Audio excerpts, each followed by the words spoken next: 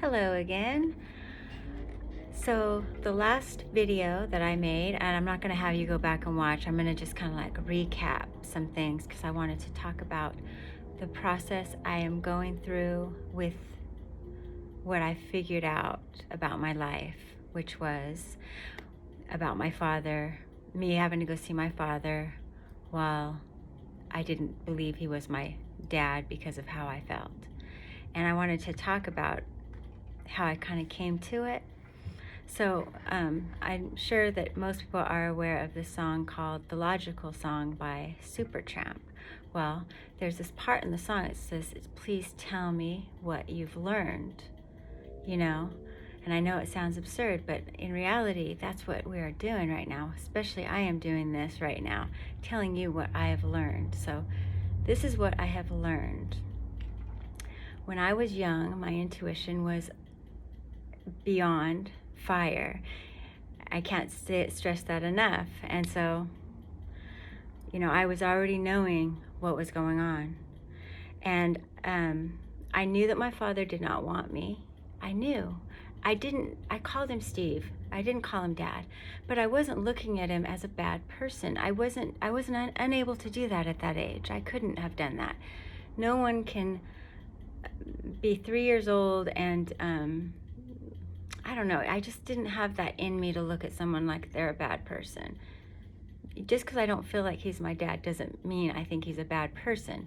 And besides that, I do believe that there are not toxic people, but there is toxic behaviors that happen. And that is how that we can learn to forgive everyone. So, and when I was at my grandparents' house, I was calling him Steve, and that obviously embarrassed Steve. I don't know how that could possibly be true. So they call my mom to make sure that I call him Dad, not Steve. And she's making me do this. I get in trouble for it, and I end up calling him, forgetting my feelings, calling him Dad. And so I got punished for that. And I feel I can never trust myself. I did write this stuff down because I just wanted to make sure that I conveyed it accurately to you.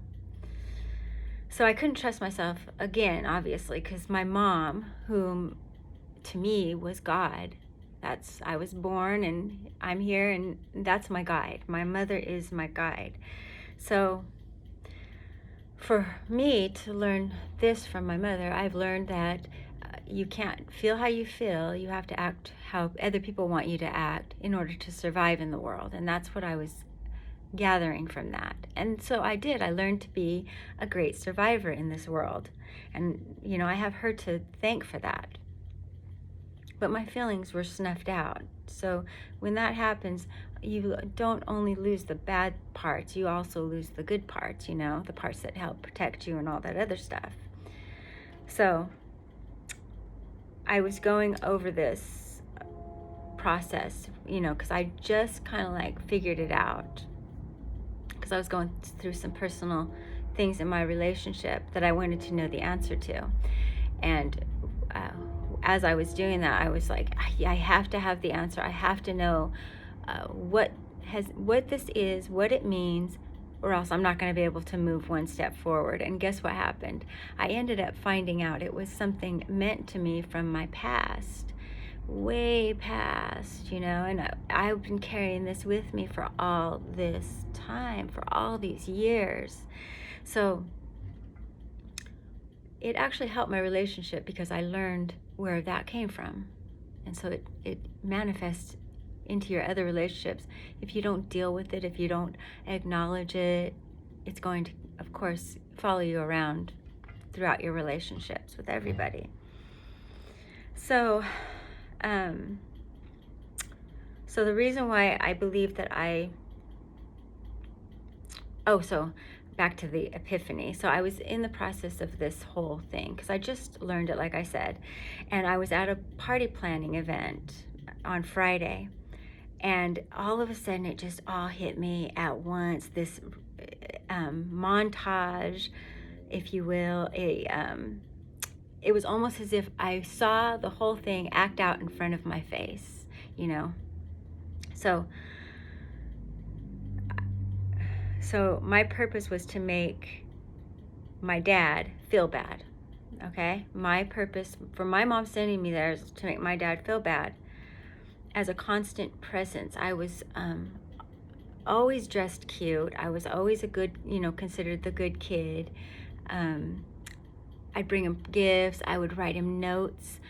And all of these things were so detrimental to me, because because he would send me out to go clean the dumpster area, because he owned a butcher shop.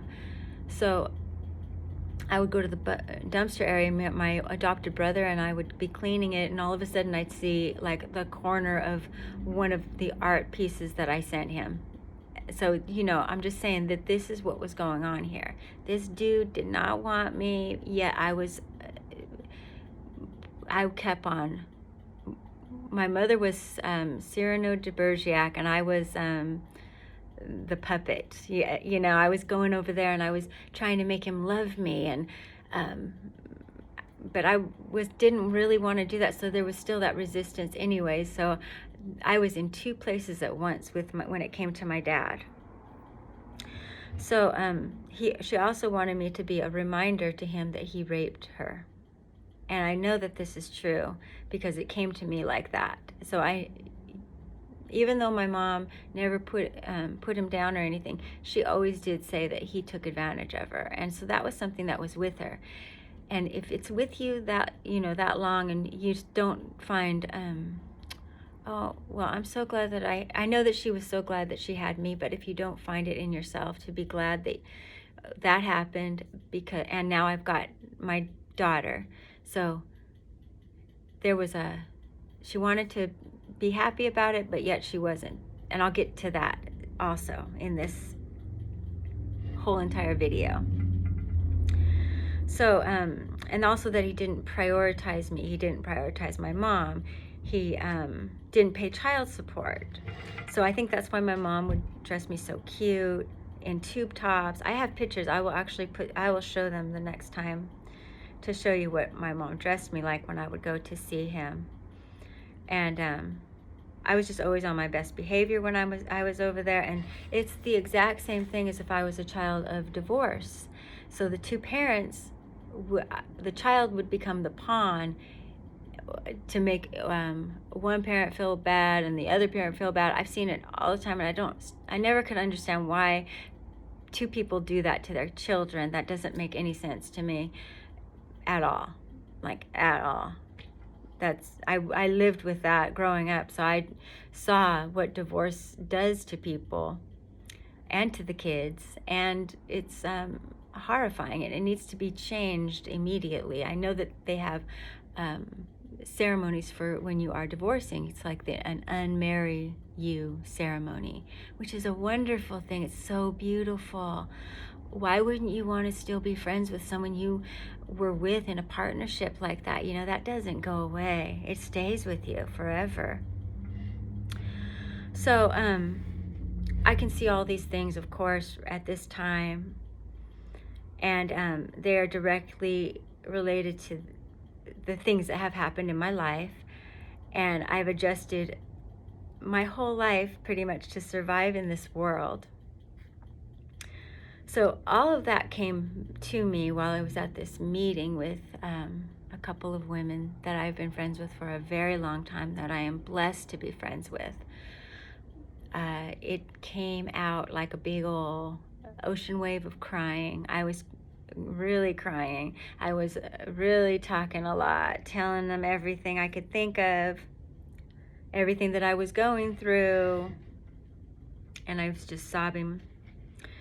So then before that, I realized, after the fact, that, well, actually, I'll just tell you what we did. After that happened, I went to the Winchester Mystery House, and we took the spirit tour, and I thought it was pretty cool. And they were talking about how people haunt you. there's like an intellectual haunting, which means that people give you thoughts and, different thoughts. And then there was like the vision ghost, and then there's ones that break things. So looks, breaking something, poltergeist type stuff. So what I was thinking was, my mom's giving me intellectual downloads because they're not bad. They're actually helping me to heal. So she's giving me an intellectual download while I was sitting in the living room at my friend's house, right? And my friend was sitting on the chair right here, and I was a little bit high, and I was just looking at my friend, and I was, wow, it was, I almost started crying. I saw my mother's eyes and her eyes just looking at me, and I was just like, wow. And I was really studying her face, and I just saw all of these just very caring figures coming in from her, like grandmotherly and motherly, and this like whole nurturing feeling just kind of like encompassed my body. And I was like, this is so wonderful. And then I started getting because I got into the cradle feel. I was like all cozy and feeling that feeling of being just loved and wanted. And then all of a sudden, the intellectual download came in, which was the other part of me, where I was seeing myself being a pawn in a game that I continued to play throughout my life. And so I thought that was super cool. And I feel that my mom, my dad, and all of us that were in that situation that I'm talking about, we're tearing up that contract. That's cutting the string, cutting the bind that ties us together. And it's weird because at first I was like, oh no, I don't want to cut my contract with my mom. I don't want to lose what I have with my mom right here, right now. She sends me signs. She gives me synchronicities. She's giving me all these spiritual downloads or these intellectual downloads so that I can grow and become better every day. So I don't want to get rid of her. What does breaking a contract mean anyways? So I talked to my husband about it, and I thought about it too. And I thought, well, it just means that I'm cutting up we're going out of that contract, because right now I'm learning from it. And obviously she's learning from it. And my father is learning from it. We all have learned that lesson, because number one, I'm on this side. I guess I'm kind of like a circuit, or is it a conduit type thing? And then my dad and my mom, maybe they passed before they could know these things. Because I did try to talk to my mom about this stuff. She would cry a lot. And that's why I started to feel like I was a psychotherapist or armchair psychologist. She would always say I was, and she wouldn't like it, and she would like it at the same time. So I'm the conduit, so I'm still here on earth, so I can still right these wrongs in some ways. I can't change the past, but I can say, okay, Mom, Dad, Mom, you did this, and that was not right, but you did it because of these things. Dad, you did this to me, but you did it because of these things that happened to you. Damage. We're damaged. And then all of a sudden, here I am, and I'm also damaged. But my head is a little bit above water here because I'm still in my life. So I'm not completely submerged into that. And I did learn a lot of stuff from my mom, my dad. I learned how to take care of my children better. I learned that I wanted my husband in their life. Whether we were together or not, I wanted that to happen. I knew that if we split up, I was not going to go down this path of darkness and hatred and jealousy and all these other things that people do I don't know why, because they want to hang on to something. They don't want to let go of it, right? So we're going to get to that too, okay? So if we tear up the contract that we were in, which was what happened, then if we don't, like say I didn't learn, And my mom and my dad were trying to get me to learn this, and I was like, no, I don't want to learn because I don't want to change. I don't want to deal with this. I don't want any changes that are going to have to come upon us with this reality, right? But instead, I accepted the experience, and now I'm learning from it. I learned from it before, but now it's more concentrated. I'm going to learn from it even more. How to express myself, how to heal myself, how to stop my blockages in life, or whatever it is. And so this has helped me to unblock those things by my mom showing me this. This is why it's, on one hand, it's scary. On the other hand, it is not scary. So you have to decide if you want to do this or not, It's not easy. So, but I have always been pro dealing with the past as a valued lesson, because that's my nature. As soon as I came out, my mom already saw it in me. She wrote down in my baby book that I'm real strong-willed, and when I want something, that's what I'm going to get. That's, but she was kind of saying it as it was a bad quality in me. But now when I looked at it after my mom had passed, I saw it like as a good quality in me. But it was one also that she wanted to stifle, because she saw, if you are this kind of a woman in life, you may not make it. So in a way, she was trying to protect me. And she was also trying to protect herself. You see? You have to look at it in all ways. So it's much better to forgive. Like I say, forgive everyone. Forgive yourself. Forgive yourself. Really forgive yourself. And let go and continue to be loving. You can't take your love away from people. You cannot do that. And people don't understand this, but it's true. It's not taking something away from you. If you have love inside of you already, and you love yourself for who you are, and whatever that may entail, you have to go inside of yourself, accept every part of you, the good and the bad. No one's perfect. And if you think that you're going to wait for someone to be perfect to love them, you can't. And that means also you can't wait for yourself to be perfect to love yourself. You have to start loving yourself. And then you know what? You're going to see yourself evolve into this person that you want to be around and you love to be around. And you would probably be more shocked if someone didn't want to be around you in a real form, real time, because your energy is good and you're always, feeling what we have in this world. Look at what we have. We are one with everything, all nature. So when you're looking at stuff, you're really seeing, you could really see God. You could see love. Think of the person that you love the most in the world. See that in everybody. See what you have inside of yourself in everybody. We're all trauma-filled. We're all trying to get past the trauma. Help each other get past the trauma by sharing your story with them. Like what I'm doing right here. I'm sharing my story. And I'm hoping that it helps you, and because it is helping me as well. So we're doing that, and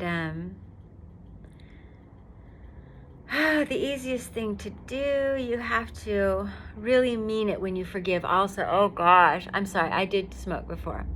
You have to really mean this forgiveness. You got to really mean this love. You can't just say it, because I spent many years doing that. I'm kind of an expert at that. If you think about it, if you think about my past, like I was always trying to make the most of everything, have my arms open for everything, no matter what it was. Your toxic behavior, I'll take it. Your total disregard for me, I'll have it. Oh, you don't respect me? You're my best friend. No. I did all that. But with all that, I also brought in good things. So I was bringing in everything. So that was a cool thing. I didn't really burn any bridges in that way. But I'm sure people thought I was quite confusing and odd. Because I thought I was quite confusing and odd. And I still think I am when I look back at those times. So when you are in the middle of forgiving somebody, or you want to forgive somebody, you have to, it's a process of seeing them. I went right back into my mom as a baby, my dad as a baby, just like their lives, growing up. What were they having to deal with? Was there any pitfalls in their lives that I know about? Well, I know that my mom, she was quite abused by her father. So because she was abused and belittled, and it's not his fault. I'm not saying it is his fault, but it is not his fault. If you're getting my drift here. His mother abused him, or her father. His father and mother abused him. He was abused. He was even homeless, living under a bridge. Then he has to go to war. He's got a baby on the way. My mom's born. She's the cutest thing in the universe. She is sweet, sweet, sweet. Then she starts getting to be where she's going through her stuff, right? So dads don't understand that all the time. Men don't understand when women are going through their period and their times of their lives. They don't understand love for a woman. Men, they need to understand that, of course, but you can't blame them for not understanding it, is what I'm saying. You have to help them to understand by being very direct with them. That would have been where my grandma came in and probably would sit her husband down and talk to him, have open communication about how you feel you should raise your daughter. But that didn't happen because they both didn't have the skills to do that. And if you don't have the skills to do that, why would we blame those people? We don't blame them. But that behavior is carried on until we decide to, hey, I'm still swimming here, and I'm going to manage to help these people in my life, myself, people who I don't even know, get through this phase of your life, which is a phase. And you'll get to the other side and it'll feel real good. So when you forgive, I want you to be very, very, very, very much forgiving. You cannot have a sliver of resentment. You cannot go back. You cannot say anything else. Because there's things that I still haven't forgiven my own partner about. So I tell him that. I say, well, I haven't forgiven you for this. So we're going to keep on probably going through these cycles where I say something and then he has to say something, and then luckily he is a grounding person for me, and we've taught each other how to be with each other. He knows I need to be grounded. So he takes my hand and he takes me to the backyard. He walks me around. He tells me he loves me. He makes me feel good. He makes me feel protected. He makes me feel wanted. And that is because I'm open with him. I tell him that's what I want. And you have to do that. You can't expect anybody to read your mind. Even though if you can read people's minds. I mean, now at this point, I feel like he and I have gotten to the point where we are reading each other's minds. And it's very cool. It's a real nice change of pace from what we were before, where we weren't communicating at all. So when you do forgive with no strings attached, I'm going to tell you something. It is going to feel like you want to celebrate. I'm so serious, because as soon as these sort of things started to happen to me, I started to celebrate every moment of my life. I started to, yes, I get emotional, but a lot of times the emotions are because of true happiness.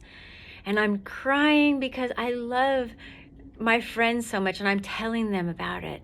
And I can do that now. My throat chakra's open and my heart's open. I'm open. I'm in the middle of who I am, where I am. I know not everything's perfect. I'm not saying it is. As you see, I'm telling you, all that shit I had to go through to get to where I am. And yes, a person can think that they're real crazy when they're going through this, but I assure you, you are not. I say keep going. And, you know, it's going to take you into a place of darkness, which is called the dark night of the soul. And that is a true thing. I ended up in the hospital. I ended up feeling like I was having a heart attack after my mom passed. I was on the couch. I couldn't even get up. I couldn't even sit up to talk to someone. I could only lay down. I was not drawing. I was not eating. I was barely drinking. And I ended up in the hospital. And I realized while I was in the hospital that this is not the answer, my friend. This is not the way to go. So you better straighten up and figure out what the fuck you're going to do. Sorry, I didn't mean to say the F word. You buried yourself in the backyard. Be done with it. Goodbye.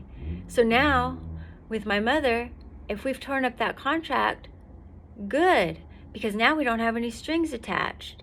Now our relationship is 100% based on love, true love. I know her bad parts, I know her good parts, and I love her.